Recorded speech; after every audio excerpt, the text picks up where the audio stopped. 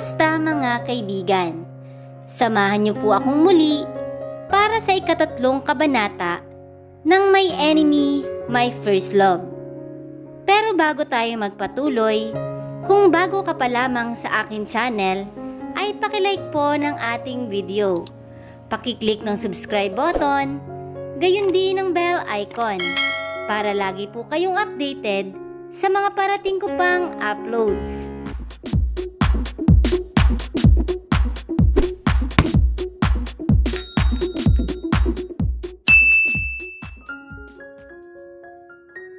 Alam ko na ikaw ang nagpapatay sa mga magulang ko, Kevin Villaflores. Ginawa mo iyon upang matiyak na maging mayor ka. Napakawalang hiya mo. Halang ang iyong kaluluwa, hindi ka tao. Isa kang hayop na dapat burahin sa mundong ito. Bakit interesado ka na mabuksan uli ang kaso ng ex-mayor? Ang nagtatakang tanong kay Kevin ng hepe ng mga pulis na si Gary. Kaibigan niya ito at ito na nga ang itinuring niyang best friend. Dahil hindi pa rin kumbinsido si Stella Cruz na ang mga rebelde ang pumatay sa mga magulang niya. Seryoso na wika niya. Baka nga ibang tao ang responsable sa sinapit ng parents niya. Pinagsalikop nito ang mga daliri at saka dinala sa likod ng ulo. May ilang tao na nag-iisip na may kinalaman ka sa ambush na iyon. Pero nabura na iyon ng mabuting panunukulan mo, Kevin. Huwag mong saksakin ang sarili mo. Puno ng kahulugan itong wika. Gusto kong patunayan kay Stella na malinis ang konsensya ko. Umiling ito hanggang duda lang naman siya. Hindi ka kayang ibagsak ng pagdududa niya. You see, hindi niya magawang magdemanda. Inulit niya ang linyang sinabi niya. Napailing ito, bakit ba masyado kang naaapektuhan sa kanya? Hindi siya nakasagot agad. Dahil ayokong may taong nag-iisip na ginawa ko ang isang bagay na hindi ko naman talaga ginawa. Tumindig ito at nagpalakad-lakad. Alam mo, David, you can please everybody. Ako nga, ginawa ko na ang lahat para mapaganda ang pangalan ko, pero may bumabatikos pa rin sa akin. Makinig ka sa radyo. Kabi-kabila ang mga bumabanat sa akin. Pero nagpapaapekto ba ako? Hindi. Narito pa rin ako, patuloy na naglilingkod at hindi ako kayang pabagsakin ng anumang suspetsa at paninira. Nariyan ka na sa mundo ng politika. Masanay ka na sa kalakaran. Gary, I can't be someone that I'm not. Hindi ako matatahimik hanggat hindi ko napapatunayan kay Stella na inosente ako sa pagkamatay ng mga magulang niya. Bumalik ito sa upuan at napatitig ng matagal sa kanya. You sound strange, Kevin. May nagbago sa iyo. Bakit ka ba nagkakaganyan? Ganito na talaga ako noon pa. Mahalaga sa akin ang kalinisan ng pangalan ko.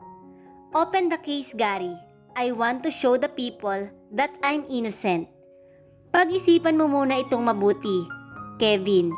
Dahil ang hakbang mong ito ay pwedeng makasira sa karir mo, sa buong pagkatao mo. Bakit naman? Nagtatakang tanong niya. Kung siya ang tatanungin, ay nakabubuti iyon dahil nga patunay lamang iyon na wala siyang itinatago. Na wala siyang dapat pagtakban dahil wala naman talaga siyang kasalanan. Dahil sarado na nga ang kaso, iisipin ng mga detractors mo na siguro ay namumulitika ka lang dahil malapit na ang eleksyon. I don't see it that way. That's all I want to do. Nakakasira ito sa pagkatao ko, Kevin. Hindi na nakapagpigil, natura nito. Ako ang nagpapatupad ng batas dito. Iisipin nila na pinagtakpan kita noon kaya ibinintang ko sa mga rebelde Ang pagkamatay ng mag-asawang Cruz. Isipin mo naman ang kapakanan ko. Hindi ka masisira, Gary. Ang seryosong wika niya. Ipapaliwanag mo, may panibagong impormasyon kang natanggap tungkol sa kasong iyon, na kailangan mong mag-imbestiga uli sa kaso for the sake of benefit of my doubt. Hindi ba't gano'n naman talaga dapat? Tinitigan siya nito ng matiim. Maya-maya ay seryoso itong nagsalita. Titingnan ko kung anong magagawa ko, Kevin. I'll inform you as soon as possible. Salamat, Gary. Nagpaalam na siya at bumalik sa kabilang building kung saan naroon ang kanyang opisina bilang mayor. Trust your instinct, ang wika kay Stella nang tiyuhin niya nang makaharap niya ito. Kararating lamang nito buhat sa Cebu mula sa pagdi-deliver ng baboy. May cargo ship ito at lagi itong kasama sa biyahe. Hindi nito kailanman pinaubaya sa mga katiwala ang mga ganoong transaksyon. Napatango siya, sinabi niya rito na gawa-gawa lamang ni Kevin ang tungkol sa mga death threats na natanggap niya, pati na ang tungkol sa patay na pusa. Stella, why not go back to America instead? Ang suhestyon ng kanyang tiyuhin sa kanya. You have a beautiful life there. Ipaubaya mo na lang sa akin ang paniningil kay Kevin. May plano na ako para sa kanya. Anong plano iyon, Uncle? Tatalunin ko siya sa darating na halalan. Tatakbo akong mayor. Napamulagat siya rito. Papasukin ninyo ang politika? Para sa papa mo, ang wika nito na tumingin sa malayo. Alam mong kahit sa ina lang kami magkapatid, ay mahal na mahal ko siya. Death is too good for Kevin. Ang makita siyang bumagsak, ang nag-iisang paraan para mahugasan ang puot ng kanyang dibdib. Paano kung matalo ka, Uncle? Gagawin ko ang lahat para manalo. Kung kinakailangan na bilhin ko ang boto ng mga tao ay gagawin ko, masisiguro ko lang na matalo ko siya. Huminga siya ng malalim. Simpantiya ang kailangan natin, Uncle, ang wika niya. May mga slogan na siyang naisip para makuha nila ang simpantiya ng tao. Kevin, have you heard the news? Ang galit na bungad sa kanya ni Rick nang tawagan siya nito sa kanyang cellphone. Anong news iyon? Tungkol sa iyo. Binanatan ka ng isang newscaster sa pang-alasingkong balita. Ikaw raw ang nasa likod ng pagkamatay ng ex-mayor Rian. What the hell is this, Kevin? Walang katotohanan ang anumang narinig mo, Rick. Wika niyang nagusot ang mukha.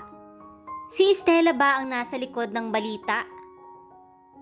Kailan mo lilinisin ang pangalan mo, Kevin? Ang nanggagaliiting wika nito, kumilos ka na agad, for Christ's sake. Ngayon lang nasangkot sa ganitong klaseng iskandalo ang pamilya natin. Malaking distraction ito sa angkan natin, Kevin. Kikilos ako, huwag kang mag-alala.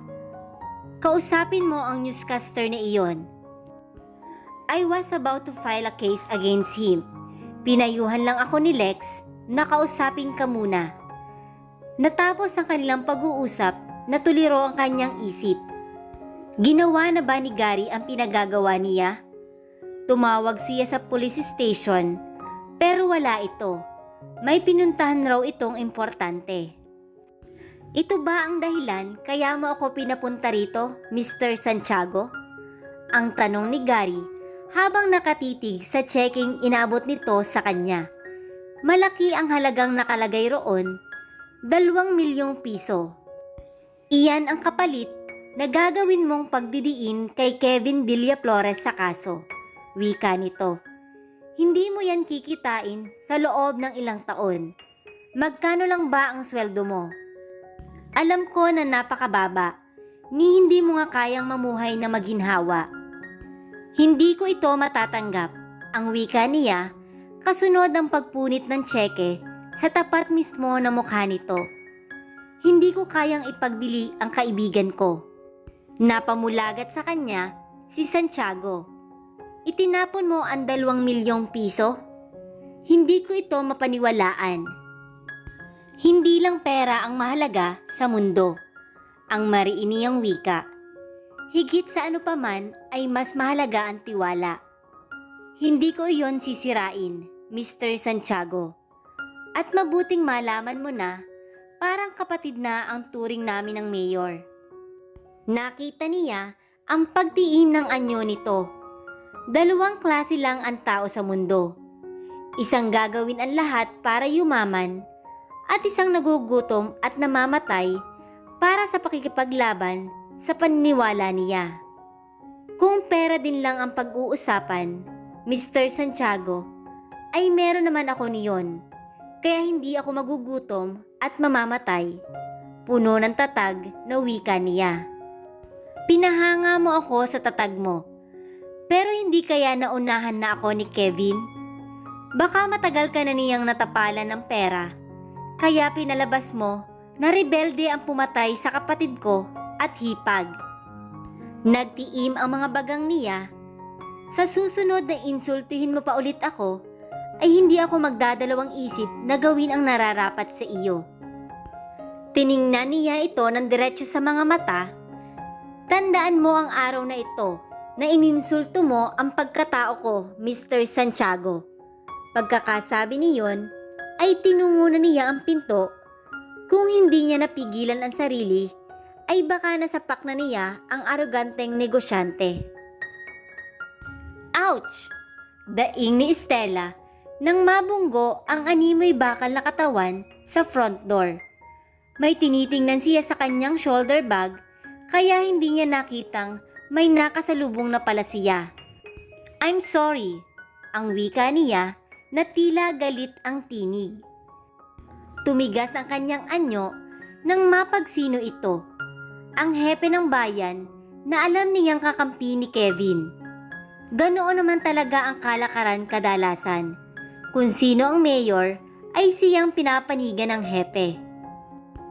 Miss Cruz, mabuti at nagkita tayo. Ang wika nito sa seryosong tinig. Bala ko kasing kausapin ka para mamulat ka sa mali mong akala. Parang alam ko na yata kung ano ang sasabihin mo. Wika niyang humalokip-kip. Walang kinalaban si Kevin sa pagkamatay ng mga magulang mo. Igigiit mo na mga rebelde talaga ang may kagagawan ng pang-aambush sa kanila? Itinaas niya ang kanyang baba. Nagkakamali ka kung iniisip mo na kaya mong bilugin ang ulo ko dahil hindi iyon mangyayari. I believe what I believe. Hindi nakapagtataka ang wika nitong puno ng sarkasmo. May pinagmanahan ka. Ang tiyuhin mo na inoperan ako ng suhol para lang sirain ang kaibigan ko. Pinamulahan siya ng mukha sa sinabi nito. Aminado siya sa sarili na napahiya siya sa ginawang iyon ng kanyang tiyuhin. Sige Miss Cruz, tutuloy na ako. Have a nice day. Mabigat ang loob niyang tumuloy sa sala. Inabutan niya ang tiyuhin na nagsasali ng alak sa kupita. Uncle, bakit tinangka mong suhulan si Hepe? Agad na tanong niya na gusot ang mukha. Mali iyon, Uncle. Desperado na ako, Estela. Ang nanghihinang wika nito. 100% ang paniniwala ko na si Kevin ang nagpapatay sa mga magulang mo, kaya nakahanda akong gawin ang lahat, lumitaw lamang ang katotohanan. Pero Uncle, hindi ninyo ba nalaman na may kaso ang ganoon? Pwede kang kasuhan, Uncle. Pagdating sa ama mo ay nakahanda akong gawin ang lahat para sa kanya. Kahit na nangahulugan pa iyon na pagkasira ng buhay ko. Natouch siya sa sinabi nito, niyakap niya ito. Uncle, ikaw lang ang kakampi ko at ayoko may masamang mangyari sa iyo. Mag-iingat ka sa mga kilos mo, Uncle. Huwag kang mag-alala sa akin, Estela. Kaya kong ingatan ang sarili ko. Ikaw ang inaalala ko. Mag-iingat ka lagi. Nangangako ako, Uncle. Siya nga pala, narinig mo na ba ang news? May kinausap akong taga-media para idiin si Kevin na siya ang nagpapatay sa mga magulang mo. Binayaran ko siya ng malaki, Estela. Magkano ang ibinayad ninyo, Uncle? 2 milyon. Napailing siya. Huwag mo na iyong uulitin, Uncle. Pero ibabalik ko sa iyo ang perang ibinayad mo. Wika niya. Lumaki siya na ang prinsipyo sa buhay ay bayaran ang dapat bayaran. Kahit nakadugo niya ito, ay ayaw niyang magkaroon ng ganoong kalaking utang. Naglabas siya ng tseke at sinulat doon ang halagang nawala rito. Hindi nito iyon tinanggap, kaya nagpunta na lang siya sa bangko at idiniposit ang checking iyon sa account nito. Sigurado ako, Kevin, binayaran ni Estela ang newscaster na iyon na sumira sa pangalan mo. Ang mariing wika ni Gary matapos nitong ipagtapat sa kanya na tinangka itong suhulan ng tiyuhin ni Estela. Hinihintay ko na lang ngayon kung ano ang desisyon mo. Kakasuhan ba natin ang magtiyo? Huminga siya ng malalim. Huwag na, Gary. Palagpasin na lang natin ang nangyari. Kakausapin ko na lang si Estela. Kevin, gusto ko lang magduda sa iyo. May gusto ka ba sa babaeng iyon? Natigilan siya. Is that a confirmation? No, iling niya. Gusto ko lang talagang idaan sa mapayapang paraan ang mga bagay na ito. Sana nga ay nagkamali ako ng hinala, Kevin. Ang nag-aalalang wika nito. Dahil kapag nagkagusto ka sa kanya, ay siguro ako na masisira ang buhay mo. Wala siyang ibang hangad, kundi ang ibagsak ka. Hindi niya iyon kayang gawin. Wika niya na hindi nagpahalatang na alarma. He was the man without love. Iyon ang itinanim niya sa kanyang isip. Ngayong ayaw magdemanda ni Kevin sa magtiyong si Estela at Mr. Santiago, paano kaya niya malalampasan ang mga akusasyon ng dalaga? Magkaroon pa kaya ng puwang sa isip ng dalaga na pakinggan ang kanyang side? Sabay-sabay po nating alamin sa susunod na kabanata ng My Enemy, My First Love. Salamat po!